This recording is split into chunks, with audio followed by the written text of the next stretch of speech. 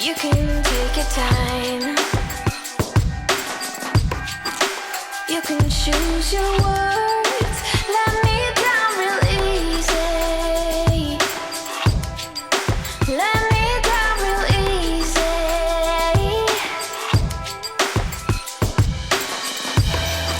Well, I'm doing just fine. Hey guys, I'm doing a huge giveaway. All you need to do is like this video, subscribe to the channel, and turn the notification bell on. Leave a comment down below with your in-game name, in-game ID, and the skin you want that's under 300 diamonds. So with that, best luck, and I'll see you in the video. Yo guys, welcome back to Team Assassination. How's it doing today? And I want to talk about in this video the best mage in the current meta. After Kagura getting changed, obviously everybody knows Kagura now because the thumbnail, the title, and obviously the video. But I want to talk about why she's the best mage, you know? Actually, to think about it, a lot of times you would pick Kagura over Cyclops and Harley.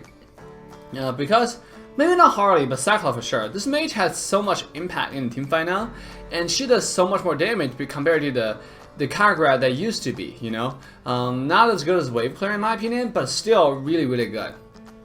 You know, really, really powerful. And at the same time, I do want to talk about a little bit on taking objective, taking buffs and stuff, right? Who should take the buff? Now, so let's come back to the first topic.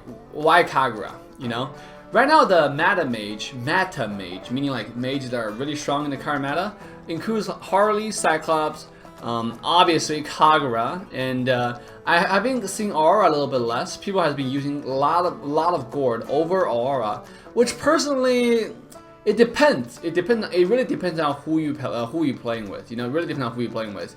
Personally, I'm still a big fan of Aura. I think she brings so much to the table. But among all the mages that I mentioned just now, Aura definitely stands out to be one of the 100% picked mage in the current meta.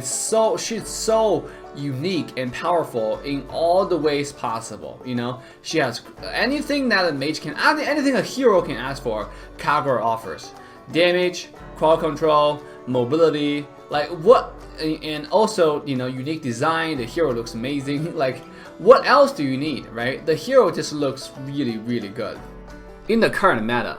Now, I haven't talked about Kagura's combo after rework, but the Kagura is nothing like the Kagura from before. Before, you have to position your link, your first ability, to make sure that you and your umbrella has to form a link, and your enemy has to be in between them. Now it's a completely different story.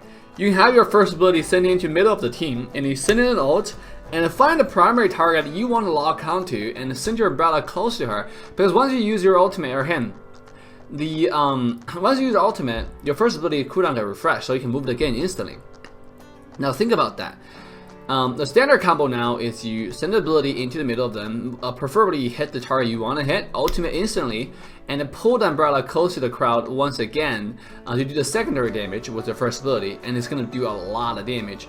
And then jump in with the second ability after 1 second to stun the crowd, make sure they don't go far. Use your blue ult to pull them away, to push them away, and then your link will automatically pull them back in because that's your ult. You know, because your new ult is after 3 seconds, the enemy that's not able to get away, they'll be pulled back into the center. It's the combo after you play. It sounds a little bit much, you know, but once you start playing the hero, it's actually not that complicated. Here, I activate my ultimate, as you can see, and the Cyclops flickered away. If Cyclops did not flicker away, I will guarantee you Cyclops would die there with the help of Karina, you know. And here, Chao obviously is coming for me, and I have to use my flicker to get away, you know. And I do not want to hang out anywhere close to that wall because Chao can, you know, jump across the wall pretty easily with the second ability. So basically, in a team fight, you want to keep on sending your first ability harass, and because of short cooldown on your ultimate, once you get the blue buff, some cooldown reduction, get 40%, enchanted husband, blue buff, you can use it every 14 seconds or so, which is insanely strong, you know? And with Kagura, you can constantly jump in and jump out of the team fight.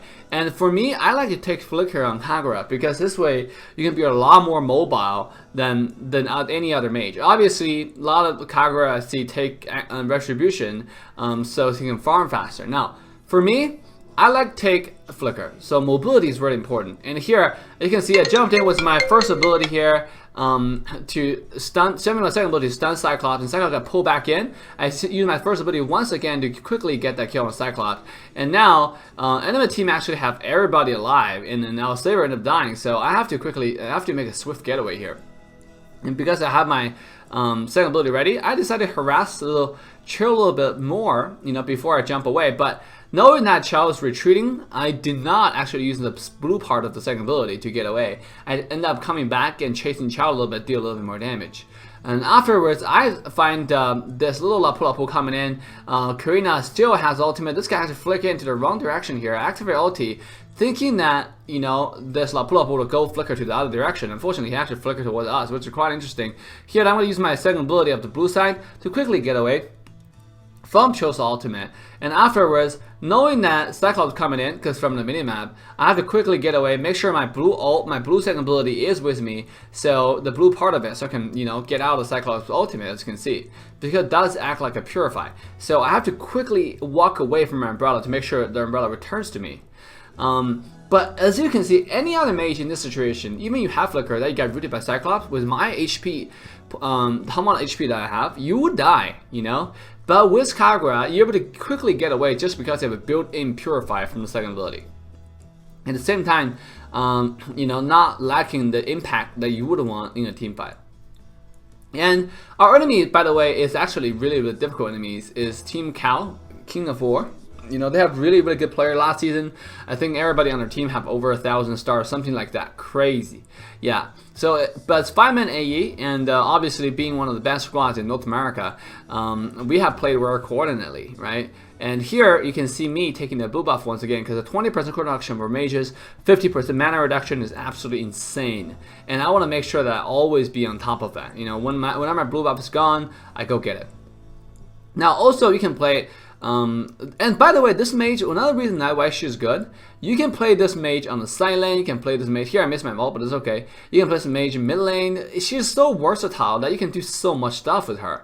Like you don't have to limit yourself to the mid lane or to the bottom lane, And in play style difference.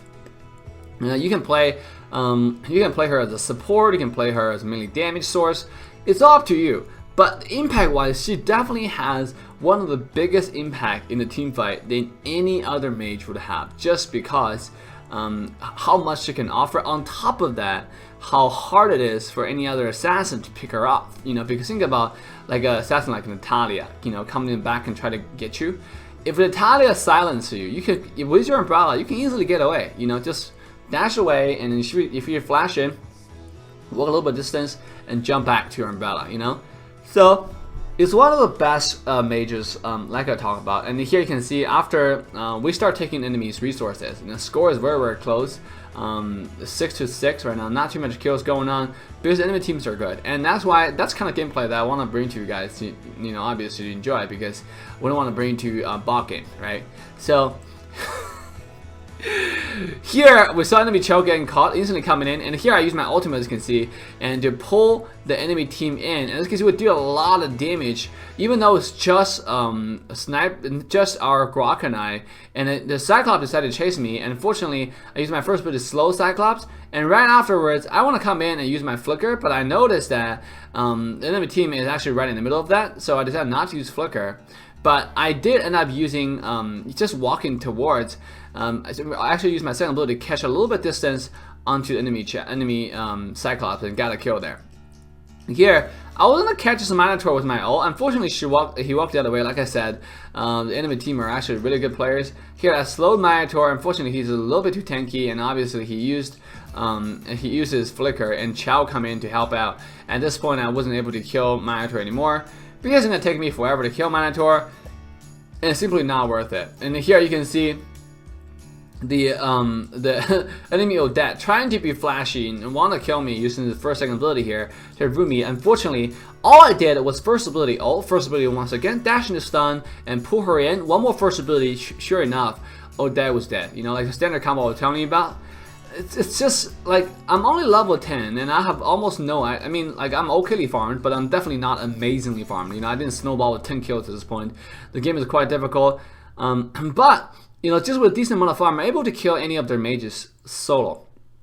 The amount of farm, the amount of damage I can do right now is absolutely insane. And think about that on an AoE standpoint, you know, and also think about that on top of the fact that you have a lot of mobility, which any other mage do not have. She's the most mobile mage in the game, you know. So on the rating wise, I gotta say, so far I have to give the current version of Kagura 10 out of 10 just because how strong she is. And here we're able to call off enemy Odette once again, Odette.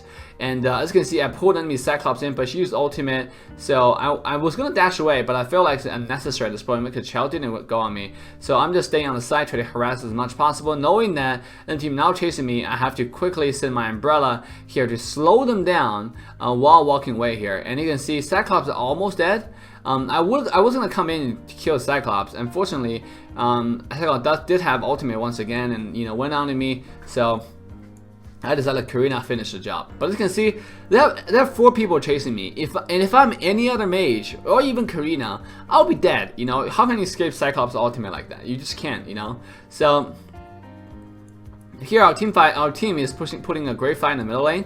They managed to get double kill. I mean, no. They managed to get a kill on Chell without dying at all. And here Odette using Flicker to get away. Here I quickly use ultimate first ability once again. And look at Odette's HP. Get instantly shredded to absolutely nothing, you know. And afterwards, we are next to the Lord, and we decided to get the Lord first before in the game, because Lord is the game secure, you know, especially in the current meta where marksman's not so shiny or not so good. Lord become extremely or essentially important for the team, because whoever takes the Lord, whoever does not take the Lord, whoever takes the Lord will have this huge building advantage. Think about that. They don't have a marksman. They have some melee heroes that have to clean the Lord, but don't have a marksman, so they can't take the Lord as fast as they wish it to be.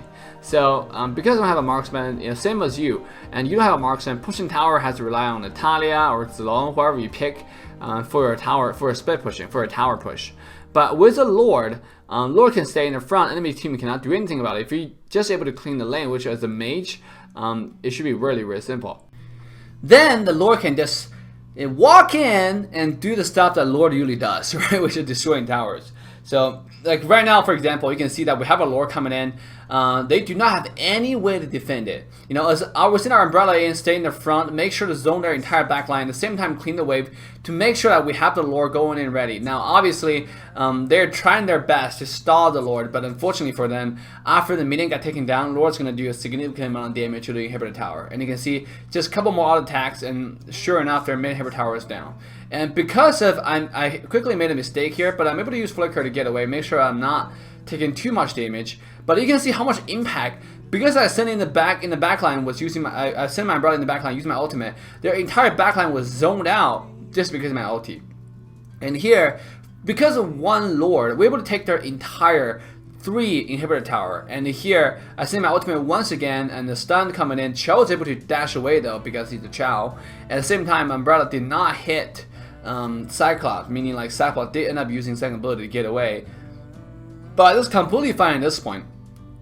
We are having you know, uncomebackable. Like our advantage is so huge at this point. Like we have destroyed every single one of their turrets, outer turrets, inner turrets, except for the base crystal. And the other side, they have only destroyed 2 of our outer turrets from mid lane and bottom lane, you know. So we're having such a huge advantage. I think 9-7 tower advantage at this point. Such gold advantage also, especially with Grok in the front.